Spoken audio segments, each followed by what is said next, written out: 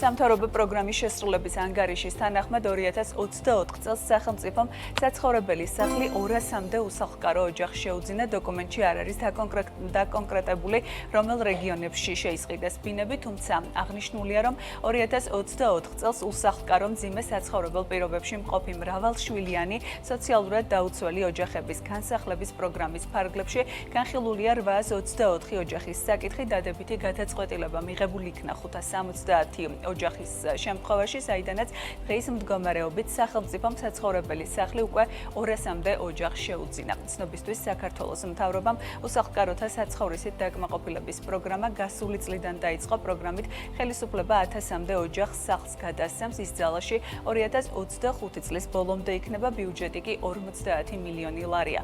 დოკუმენტის თანახმად პროგრამის ბენეფიციარი შეიძლება იყოს ოჯახი 3 ან მეტი არასრულწლოვანი ბავშვით, რომლის ყველა წევრი რეგისტრირებულია სოციალური მომსახურების სააგენტოს სოციალურად დაუცველი ოჯახების მონაცემთა ერთიან ბაზაში. დადგენილების მიხედვით საცხოვრისი შეიძლება გადაეცეს ოჯახს, რომელიც ან სრულიად უსახლკარო, ან გააჩნია საცხოვრისი, თუმცა მისი ღირებულება 50,000 ლარზე ნაკლებია.